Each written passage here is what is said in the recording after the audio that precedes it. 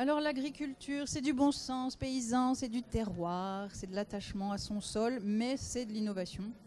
On ne pense pas assez. Un grand groupe en Côte d'Or et plus généralement en région BFC, donc Dijon Céréales pour la Côte d'Or, Alliance BFC pour la région. L'innovation, c'est vraiment au cœur de votre démarche. Donc on va en parler tous ensemble. Je vous demande d'accueillir Monsieur Emmanuel Coignet, qui est le directeur des ressources humaines du groupe Dijon Céréales. Juste à ses côtés, Monsieur Martin Leschnay, qui faisait le malin tout à l'heure avec le micro, responsable du service data au sein d'Alliance BFC. À ses côtés, Monsieur Laurent Druot, responsable du service énergie renouvelable de Dijon Céréales. Et encore à ses côtés, Monsieur Hervé Martin. Alors, j'ai osé dire tout à l'heure qu'il était responsable du changement climatique. Il m'a dit non. Il m'a dit je suis plus monsieur solution au changement climatique, donc responsable agronomique, nouvelle culture et filière pour Alliance BFC. On va commencer avec vous, monsieur Coignet.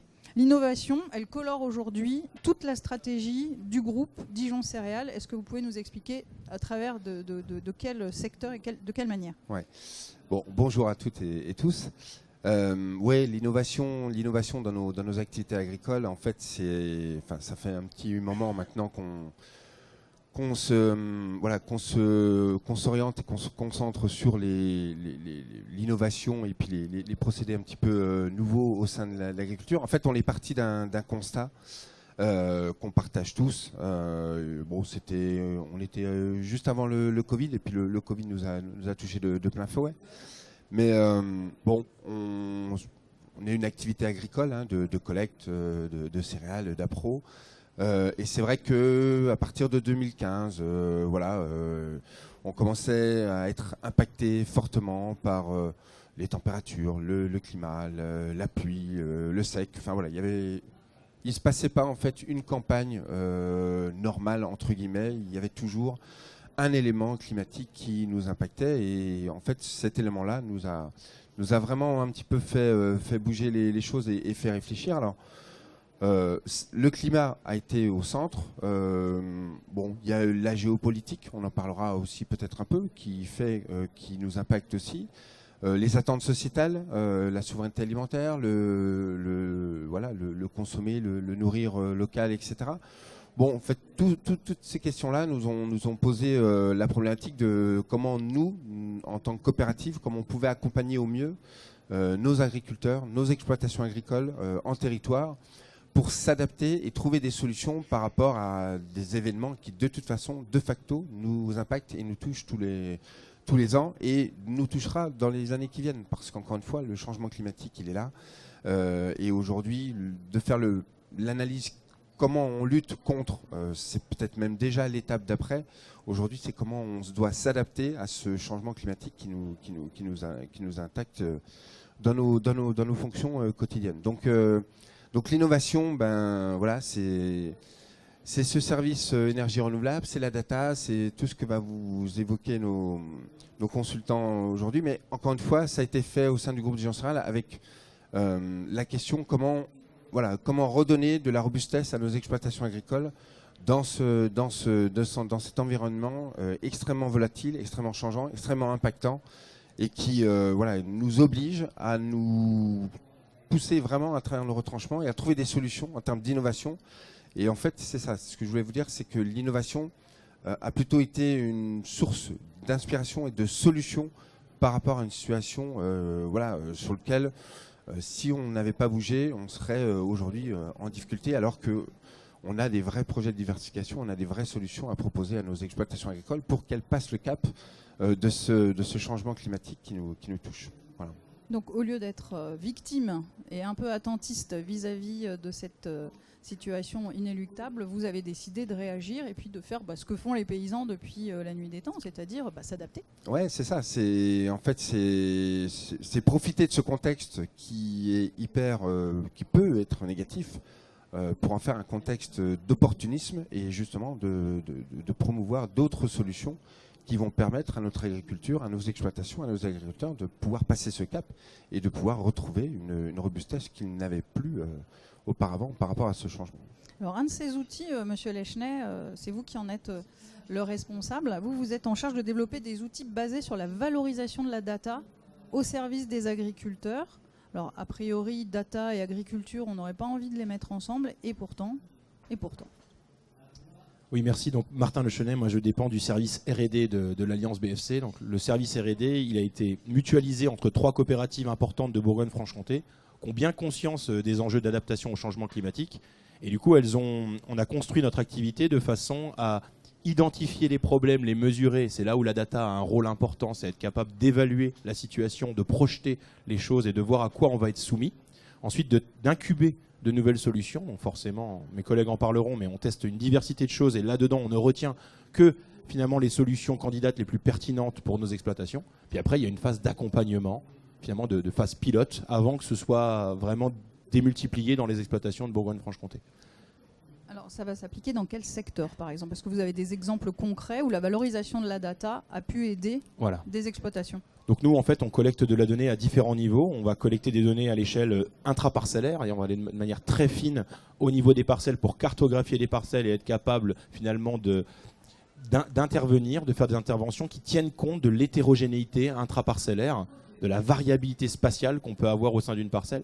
Mais cette même donnée, quand on l'agrège, elle permet d'avoir des approches beaucoup plus territoriales. Et c'est ce qu'on a fait dans un premier temps, dans le cadre d'un partenariat avec l'Institut Agro, où on a eu un postdoc pendant 2 ans, financé par le plan de relance, où le but c'était de poser l'équation du changement climatique en termes de stress hydrique. L'eau, c'est le principal facteur limitant de la production en Bourgogne-Franche-Comté. Ça l'est depuis longtemps, mais ça va le devenir encore plus. Et donc l'idée, c'était de dire, si je prends les données climatiques, que je projette la situation de Bourgogne-Franche-Comté à 2050, à 2070, à 2100, que je prends finalement l'ensemble des cultures qu'on fait actuellement et que je les balance à ces horizons de temps, en quoi ça va impacter le niveau de production de ces cultures. En gros, si je suis dans l'immobilisme, qu'est-ce qui m'attend à l'horizon 2100 ? Tout ça pour montrer l'importance qu'il y a à changer derrière.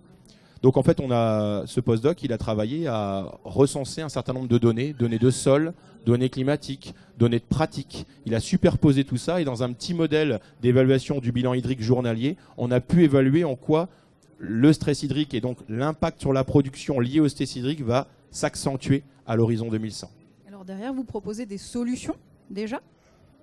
Alors du coup, je vais laisser mes collègues reprendre la main, mais juste pour insister une dernière fois sur le fait de bien poser le problème en amont et de quantifier les choses, ça nous a permis aussi d'avoir un écosystème très bienveillant vis-à-vis de tout ce qu'on met en place derrière. Donc finalement, autour de cette question de la sécurité alimentaire, de la transition énergétique, qu'on a adressée de manière rationnelle et scientifique au travers des données qu'on amène, finalement on a embarqué un petit peu tout le monde dans des approches constructives et bienveillantes vis-à-vis de cette adaptation. Et après, les solutions viennent ensuite et je laisse mes collègues reprendre la main là-dessus. Alors, une des solutions, c'est la diversification de la finalité des exploitations. Ce qu'aiment beaucoup dire les paysans, et c'est très vrai, c'est qu'ils nourrissent le monde, mais pas que. Et en particulier en Côte d'Or, les exploitants ont su montrer qu'ils savaient faire autre chose, et vous les avez accompagnés.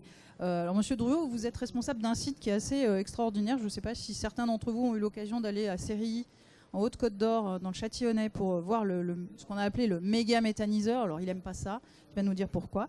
Voilà. Mais c'est vrai que c'est une installation qui est très impressionnante et dont les débouchés vont être aussi très impressionnants dans les années à venir. Oui, du coup, bonjour tout le monde. Donc, pour reprendre les propos de Martin, c'est sûr que l'équation, c'est la base. Et puis, quelque part, il y a l'équation, on va dire, théorique et qui est réelle, mais aussi la confrontation au terrain. En fait, en 2018, le projet Secalia dont je vais vous parler, il naît de 2018. Les agriculteurs étaient un peu dos au mur quelque part. Ils avaient vraiment du mal à produire dans des zones vraiment argilo-calcaires superficielles de Nord-Côte d'Or. Et à un moment donné, ils sont venus toquer à la porte de Dijon Céréales en disant « Trouvez-nous des solutions ». Et une solution n'est pas forcément la méthanisation, mais la culture intermédiaire à vocation énergétique. Donc là, le service R&D, représenté par Martin et Hervé, ont beaucoup travaillé en fait sur des tests de seigle fourragé, par exemple, pour vraiment en fait trouver la meilleure interculture à semer par les agriculteurs. Et vous le dites, les agriculteurs, ils produisent déjà de l'alimentaire, mais ils peuvent aussi produire de l'énergie avec ces cives. Et par contre, c'est pas antinomique.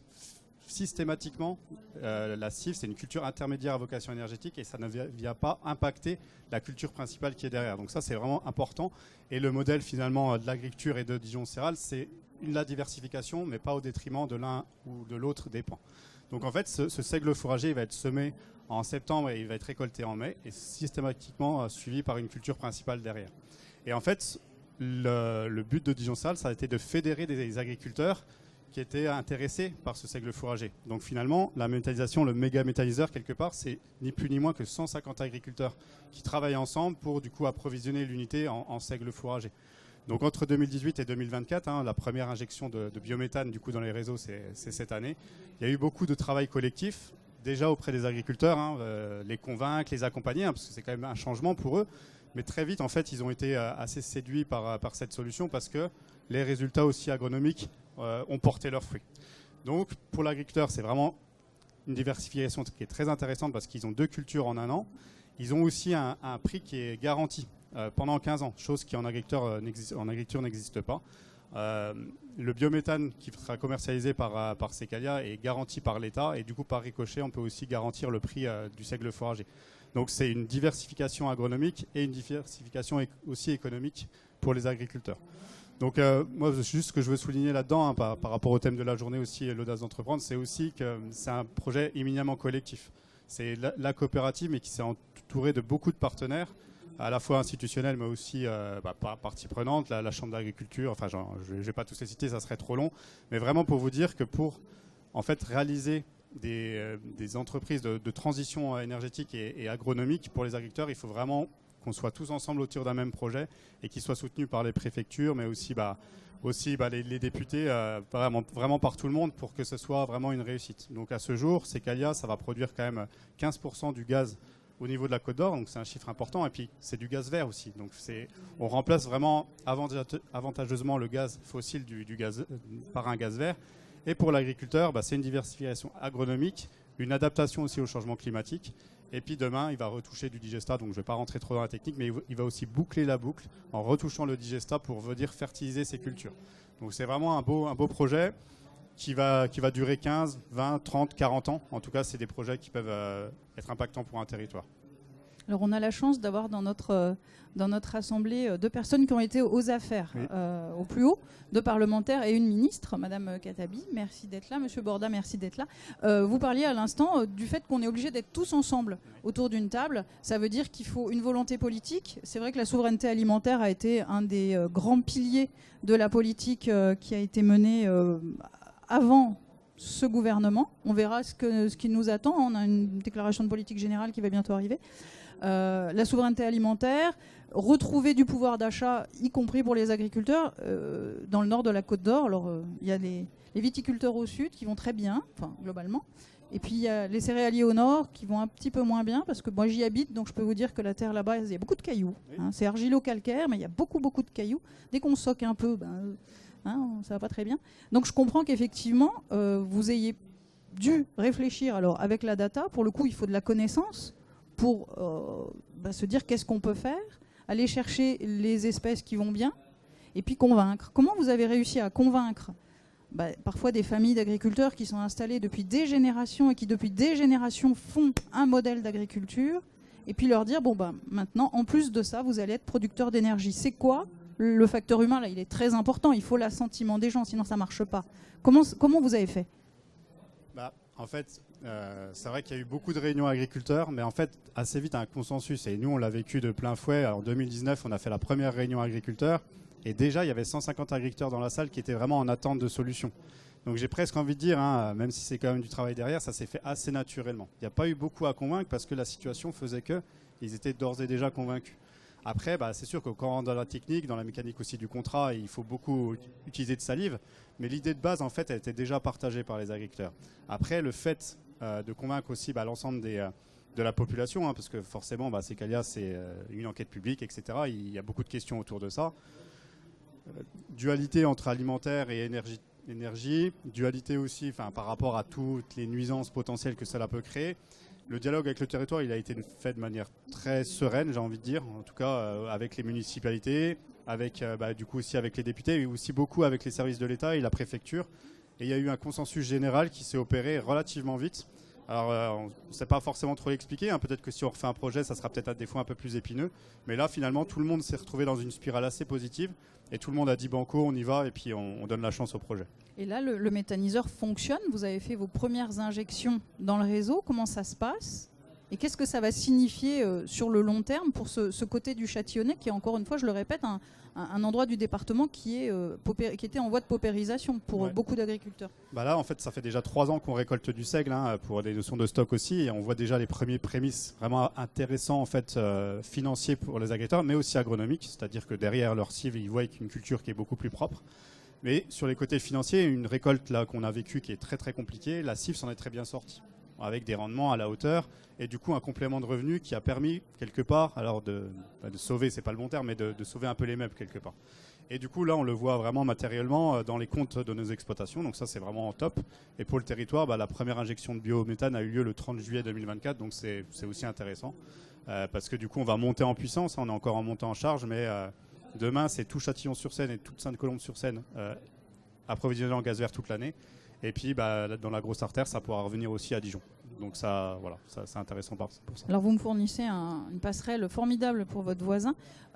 Donc Monsieur Martin, vous êtes l'apporteur de solutions face au dérèglement climatique, j'ai bien noté. Face au dérèglement climatique, de toute façon, vous êtes obligé de réagir. Votre groupe, l'Alliance BFC, le groupe Dijon-Céral, est obligé, c'est son rôle, d'apporter des solutions aux adhérents. Et on m'a dit que c'est un petit peu grâce à vous qu'il y a un peu de Provence qui va rentrer en Bourgogne et en Côte d'Or. Est-ce que vous pouvez nous en dire plus? Donc oui, effectivement, parce que moi je suis la fin du projet là, sur les 3, effectivement depuis 2018, et puis avec les événements climatiques, depuis en gros la fin du XXe siècle, on est dans cette réflexion de se projeter sur le demain. Et le projet de la méthanisation, accompagné avec la data, nous a forcé à essayer d'aller voir plus loin. Donc on a eu la chance de se dire avec notre conseil d'administration, on ouvre une grande table, vous avez feuille blanche pour essayer d'imaginer. Donc la première idée, c'était de se dire, on est face à un changement climatique qui nous bouleverse. C'est des pluies aléatoires, c'est des températures froides qui arrivent au mois d'avril, c'est des gros coups de sec qui sont pendant l'été. Dans les situations des plateaux du Châtillonnais, ça impacte toutes nos productions. Et la première réflexion, elle s'est faite autour effectivement des productions de culture énergétique à vocation énergétique pour la méta, mais de se dire, mais qu'est-ce que je fais après? Qu'est-ce que je fais derrière cette culture-là? Et donc là, on a ouvert le champ des possibles et on s'est mis à réfléchir d'abord sur le papier, voir ce qui se passait ailleurs. Et puis après, on a eu la chance d'avoir 2 sites sur lesquels on fait de l'incubation d'idées.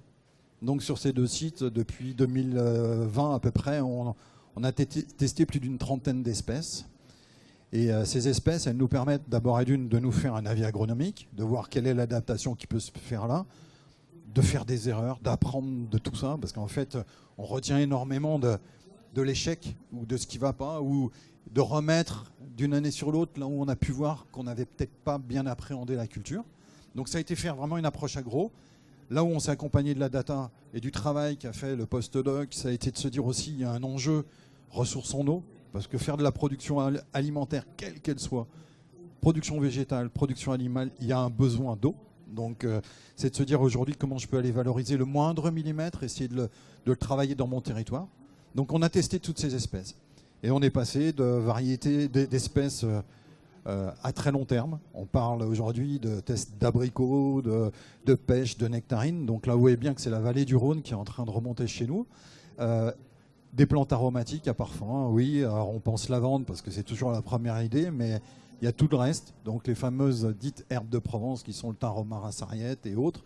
On les a testées, mais aussi les protéagineux. Il y a un enjeu sur la protéine végétale qui est nécessaire pour nos troupeaux, mais aussi la protéine végétale à destination de la consommation humaine. Donc on a testé tout ça, avec toujours cet objectif de se dire, on n'a pas de frein, on doit travailler à nos erreurs, mais on doit penser à demain. Et l'autre chose qui est importante, c'est qu'en même temps, quand on fait ça, on essaye de se projeter à voir comment on pourrait le déployer sur le terrain. Ce qui veut dire qu'on va rechercher du partenariat. Tout à l'heure, on parlait de l'audace d'entreprendre. Mettre en place une nouvelle culture, c'est une chose, c'est facile à faire. À la rigueur, je plante. Mais je la destine à quoi? Comment je me l'accompagne dans ma projection de mon débouché? Et en parallèle de ça, le travail qu'on peut faire tous ensemble dans l'équipe, c'est aussi On valide de l'agronomique et on essaye de s'accompagner sur aussi du débouché. C'est le cas des cives.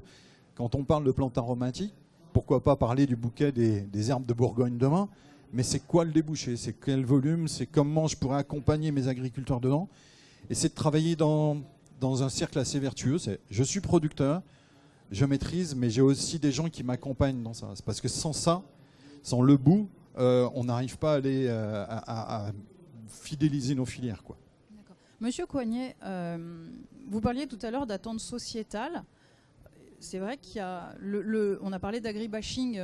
Le monde agricole est beaucoup bousculé entre ceux qui voudraient qu'on arrête l'élevage, les plus radicaux, ceux qui sont en recherche pour des raisons X et Y davantage de protéines végétales dans leur alimentation.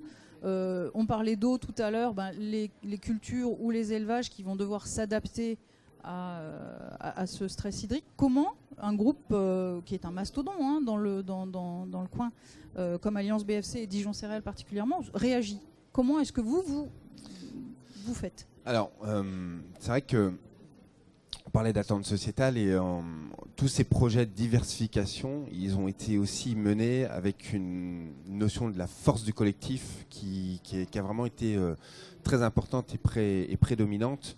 Il est évident que ces sujets de méta, d'agrivoltaïsme, de nouvelles cultures, il était important pour nous de bien communiquer, d'informer, d'avoir un écosystème derrière nous pour mener ces projets-là.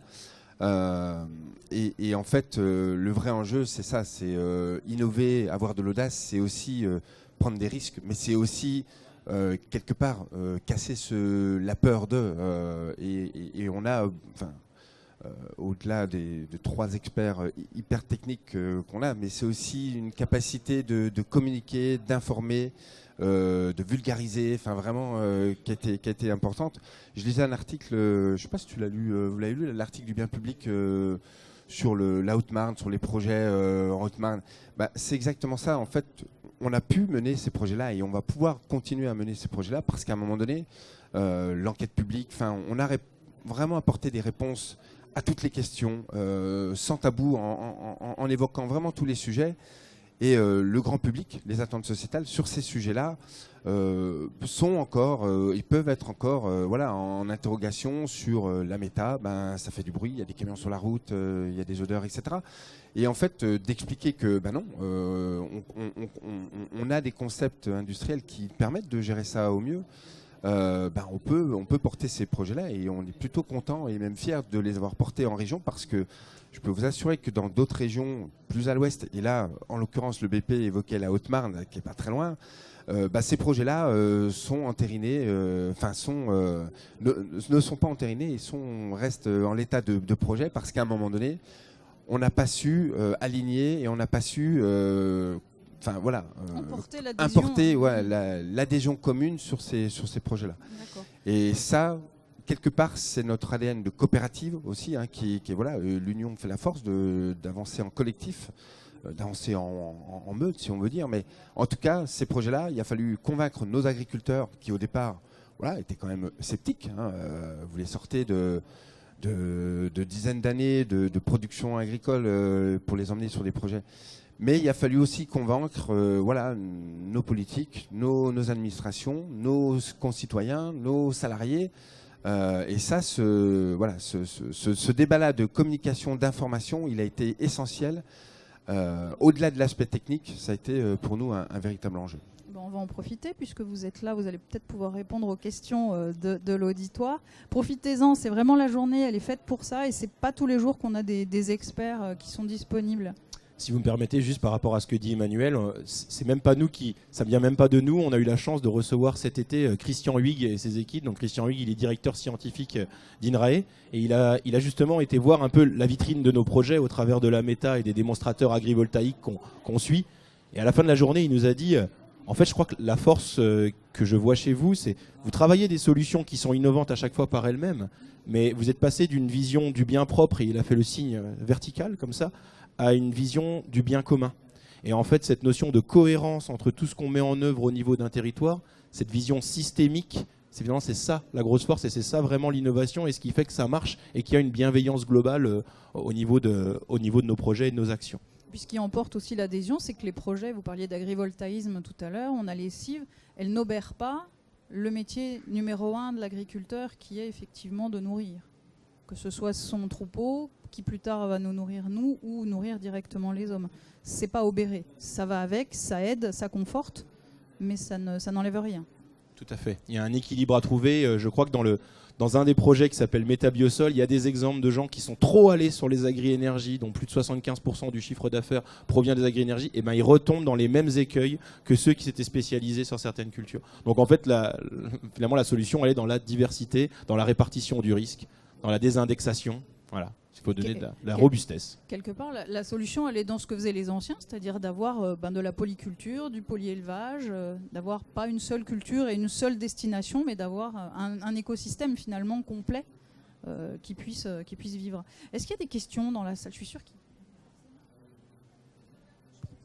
Ah. Bonjour à toutes et tous.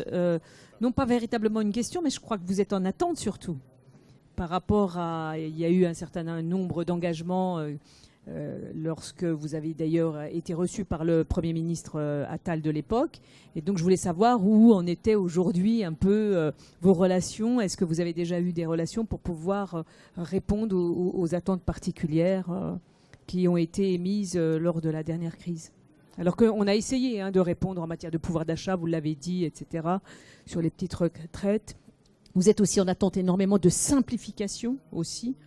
Ça, je crois que dans votre secteur, mais pas que, d'ailleurs, il y a dans d'autres secteurs d'activité. Donc voilà, j'aurais aimé savoir. Je ne sais pas si mon ancien collègue voulait dire quelque chose.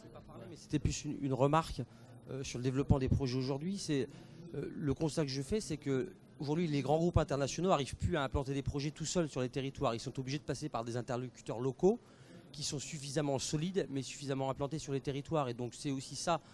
Dans l'innovation et dans le changement des projets, c'est qu'à la fois avec des populations qui sont de plus en plus exigeantes et qui demandent des gages de confiance, pour innover, c'est d'innover en passant par des groupes connus à l'échelle locale et territoriale et qui ont cette solidité et cette confiance pour permettre le développement de projets comme vous le faites. Peut-être pour rebondir sur la deuxième intervention avant de revenir sur la première, c'est tout à fait juste. Il y a quelques mois, on faisait une table ronde justement sur la méta en disant quel devenir des agriculteurs dans la méthanisation. Est-ce que ce sera que des grands groupes type Total, Shell, pour ne pas les citer, qui vont du coup prendre le marché et du coup quelque part à servir, c'est pas le beau mot, mais les agriculteurs, ou alors d'avoir un format de partenariat avec les coopératives ou les négoces. Et là, clairement, on le voit, que ce soit en méthanisation ou en agri-PV, finalement, chacun est dans son rôle. Dijon Céréales est dans son rôle agricole, accompagne les agriculteurs, la logistique également, et l'énergéticien, que ça peut être Engie, ça peut être Total, ça peut être Shell, vraiment dans son rôle d'énergéticien. Et quelque part, la porte d'entrée pour les agriculteurs, ça reste la coopérative. Et c'est rassurant. Et quelque part, c'est rassurant parce qu'aussi en termes de gouvernance, on a une gouvernance partagée des projets. Chose qui peut être différente si, quelque part, l'énergéticien s'accapare à 100% un projet. Donc ça, c'est vraiment pour rebondir sur ce que vous dites et qui est totalement vrai. Et puis après, sur les demandes qu'on a pu faire, alors c'est plus Christophe et Didier, notre président, qui serait plus à l'aise pour en parler. Mais c'est vrai qu'il y a eu un lien avec la préfecture notamment et puis aussi les ministères, on va dire, très proches, en tout cas de compréhension mutuelle. C'est sûr que là, il y a une période de crise pour les agriculteurs qui est quand même marquée par rapport à des rendements, par rapport à un contexte qui est pas facile. Mais justement, tous ces projets, le fait d'être soutenus sur ces projets qui nous permettent de diversifier le revenu des agriculteurs, je trouve que c'est quand même une très bonne réponse des pouvoirs publics. Parce que finalement, même si on est des fois un peu challengé, et là je pense par exemple sur les céréales et les approvisionnements, c'est quand même très compliqué, avec les exportations notamment de céréales. On a toujours possibilité de diversifier avec d'autres choses. Et après, on n'en a pas parlé, mais il y a tout ce qui est local, aussi la culture du local. Retravailler les filières locales pour être moins aussi soumis au marché mondial. Ça, on n'en a pas parlé dans cette table ronde, mais il y a aussi beaucoup d'actions qui sont faites par Dijon Céréales là-dessus. Tu viens de le dire, c'était ça aussi notre enjeu. Et je le rejoins avec un autre enjeu territorial qui sera demain ce qu'on appelle nous la gestion de l'eau, la ressource en eau. Et ça sera crucial à l'échelle du territoire pour l'amener. Parce que cette diversification, cette résilience, cette proximité et même l'activité économique de nos bassins, elle va passer par ça. Et donc il y aura cette notion où on se doit d'expliquer notre métier, se doit d'expliquer comment on travaille. Et avec Laurent, on est sur cet enjeu. Hein, quand on le voit, la méta, oui, potentiellement, elle peut aussi produire de l'eau. Et on est en train de se poser la question de se dire, tiens, cette eau-là, comment demain on pourrait la valoriser sans aller chercher le milieu et ramener une activité économique autour de ces enjeux-là. Donc là, c'est là où on a besoin d'avoir cette notion très, très systémique et très horizontale, où on essaye de faire en sorte que tous les chaînons puissent y trouver réponse, y poser leurs questions et qu'on puisse ensemble y apporter un raisonnement le plus conciliant possible. On est obligé d'être dans cette notion du consensus, de l'explication, mais ça en va de la résilience de nos exploitations, mais nos territoires d'une façon générale et de nos sociétés.